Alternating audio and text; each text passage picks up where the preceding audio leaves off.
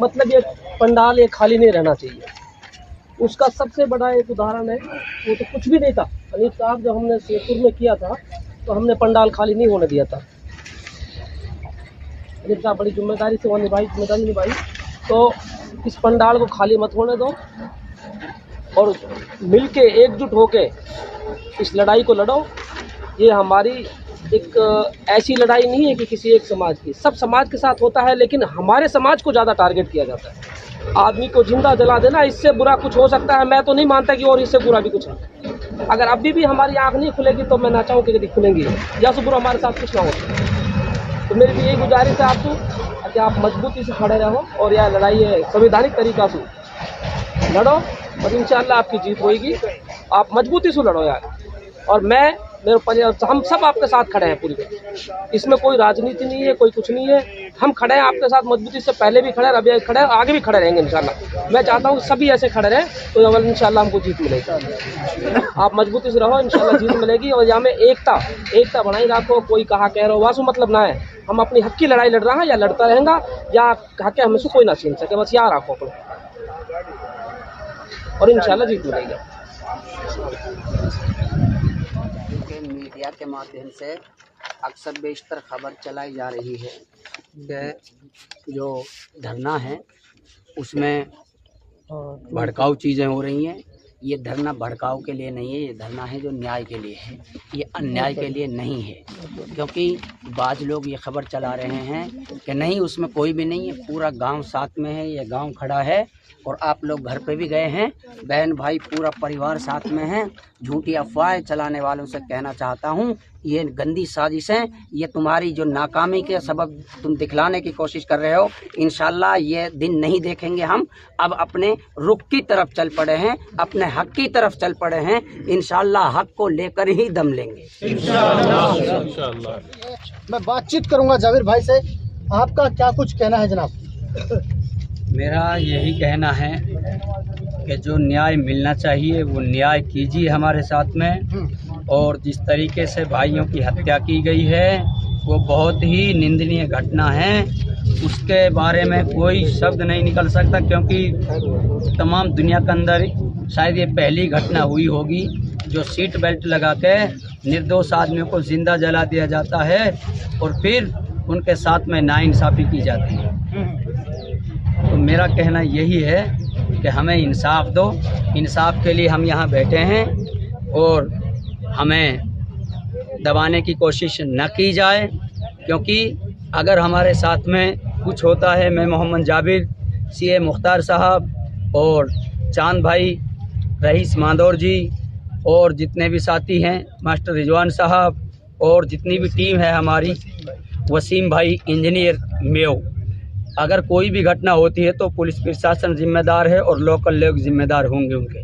क्योंकि हमारे साथ में जिस बर्बरता से कुछ लोग पेश आए हैं तो उनका जवाब तो मैं नहीं दे सकता, क्योंकि हम तो यहाँ इंसानियत के लिए बैठे हैं, हम तोड़ने के लिए नहीं बैठे, हम जोड़ने के लिए बैठे हैं। हर तरीके से हरियाणा पुलिस मदद कर रही है। आतंकवादियों का मोनू मानेसर का खुलेआम प्रोटेस्ट किए जा रहे हैं, उस आतंकवादी के समर्थन में मैं यही कहना चाहता हूँ मनोहर लाल जी से, मनोहर लाल जी इस आतंकवाद को मत पनपाइए, ये भारत गांधी वाला है, इस गांधी वाले भारत को बिगाड़ने की कोशिश न कीजिए। गिरफ्तार नहीं करेगी तो आगे का क्या आपका एजेंडा रहेगा? गिरफ्तार नहीं करेगी तो हमारा दायित्व है, संविधान के तहत मांग करेंगे, प्रोटेस्ट करेंगे, रोड का मार्च करेंगे, विधानसभा का घेराव करेंगे और वहां से यहाँ से जयपुर जाएंगे और जयपुर से दिल्ली कूच करेंगे पैदल और जंतर मंतर पर जाएंगे। अगर फिर भी पार नहीं पड़ती है तो संसद का घेराव करेंगे, चाहे मेरी जान क्यों न चली जाए, हक लेके रहेंगे इंशाल्लाह। इंसाफ चाहिए बस। मुख्य आरोपी जो मोनू मानेसर है उसमें क्लियर नाम है, उसमें ना तो सीबीआई की जरूरत है जी और न किसी और की जरूरत है। क्योंकि जब स्पष्ट नाम है तो उसमें जांच की तो कोई विषय ही नहीं रहा।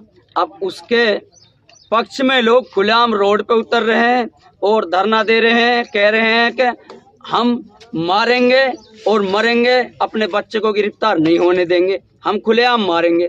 ये कौन सा तरीका रहा?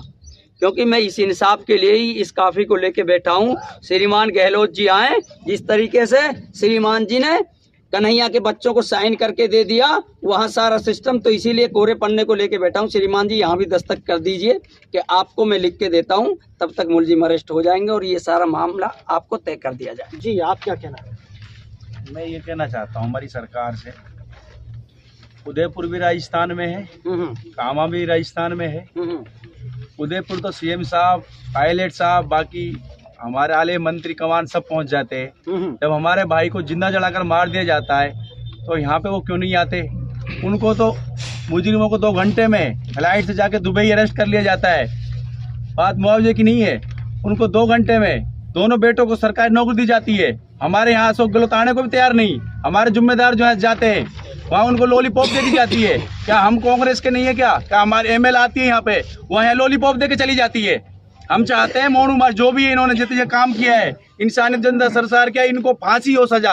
और जब तक वो मुख्य आरोपी नहीं पकड़े जाते, हम इसी धरने पे बैठे हैं। चाहे वो लोग बाग हमारी कितनी साजिश कर ले, जो हमारी टीम काम कर रही है, हमारी टीम कोई चमचागिरी या गुलामों की नहीं है। सब पढ़े लिखे हैं, बैठे अपना काम धंधा छोड़ के।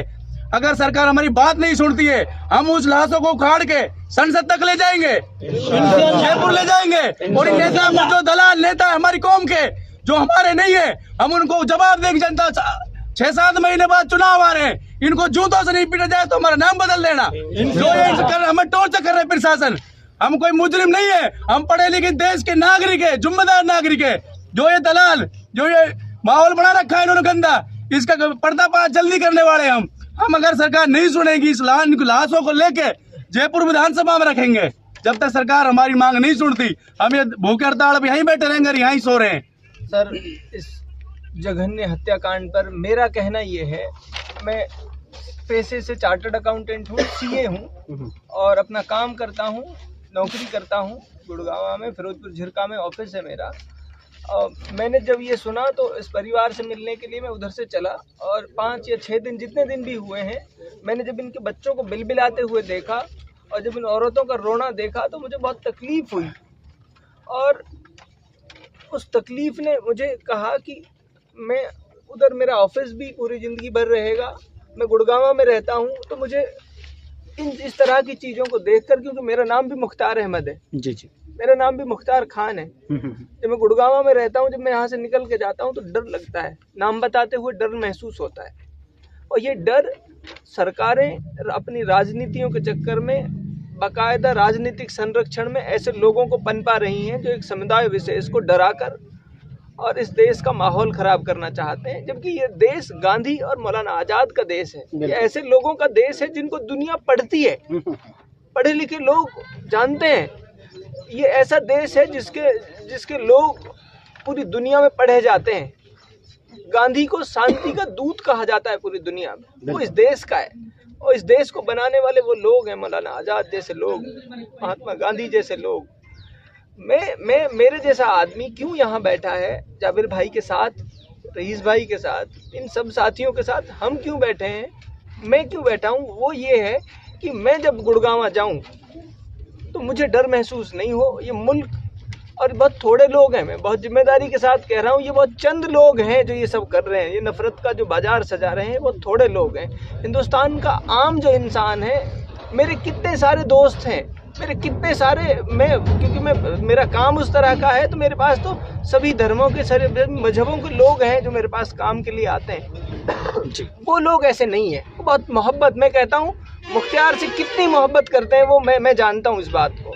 तो ये बहुत थोड़े से लोग हैं, और वो जो लोग हैं हिंदुस्तान के अमन पसंद लोग हैं, मैं उनसे कहना चाहता हूं कि ये दुख की घड़ी है हमारे लिए, और मैं आपका भाई होने के नाते, आपका साथी होने के नाते आपको पुकारता हूं, आपको बुलाता हूं कि इस मुश्किल घड़ी में मेरे साथ खड़े होइए, जाबिर भाई के साथ खड़े होइए, और उन मजलूम बच्चों के साथ जो रोते हैं, बिलबिलाते हैं, उनके साथ खड़े होइए। ये समय है इंसानियत के लिए खड़े होने का। जो लोग आ नहीं सकते वो लिख सकते हैं, जो लोग कलमकार हैं उनकी कलम इस मुश्किल घड़ी में चुप नहीं रहनी चाहिए। जो लोग बोल सकते हैं उनके मुंह पे पट्टी नहीं बंधी रहनी चाहिए, वो बोलें। तो मैं हिंदुस्तान की तमाम आवाम से, मनपसंद लोगों से ये अपील करता हूँ, ये गुहार लगाता हूँ कि ये जो मुल्क है, ये बहुत खूबसूरत मुल्क है। हर थोड़ी दूर जाओगे तो अलग तरह की भाषा मिलेगी आपको, थोड़ी दूर जाओगे अलग तरह का परिवेश मिलेगा, अलग तरह की वेशभूषा मिलेगी। मैं अपने काम के सिलसिले में घूमता रहता हूँ मुल्क के अलग अलग हिस्सों में। मैंने इस मुल्क की खूबसूरती को देखा है और महसूस किया है। तो इस मुल्क को बचाना है हमें इस तरह के नफ़रत के माहौल से, क्योंकि जब नफ़रतें बढ़ती हैं तो वो किस तरफ चली जाती हैं वो किसी के हाथ में नहीं रहता। तो मैं इसलिए बैठा हूँ कि कल को मैं और मेरे बच्चे और हमारे इस तमाम लोगों के बच्चे महफूज रहें, खुली हवा में सांस ले पाएँ और एक इंसान होने का जो असल मज़ा है जो वो ले पाएँ, वो आज़ाद जी पाएँ। जो सोचा था हमारे बुज़ुर्गों ने इस मुल्क में और पूरी दुनिया में, एक ऐसा मुल्क था जो पूरी दुनिया को अमन का, भाईचारे का संदेश देता था, वो मुल्क और ज़्यादा खूबसूरत बने, इसके लिए मैं यहाँ बैठा हूँ। भाइयों को इंसाफ मिलेगा जब ऐसे जो कातिल लोग हैं, हत्यारे लोग हैं, जब वो कानून के शिकंजे में आएंगे तब ये बात जो है, इंसाफ जो है बुलंद होगा, तो ये भरोसा बहाल होगा। और इस भरोसे के लिए मैं जाबिर भाई को और तमाम साथियों को ये भरोसा दिलाता हूँ कि ये काम मेरे कोई काम नहीं आएगा। वो जो मैं पैसे कमाता हूँ, अगर मैं आज़ाद जी नहीं सकता तो पैसा मेरे कोई काम नहीं आएगा। जब तक इंसाफ कायम नहीं होगा, जब तक इस मामले में इंसाफ नहीं मिलेगा, मैं चाहे जाबिर भाई के साथ अकेला भी बैठा रहूँ, मैं बैठा रहूँ।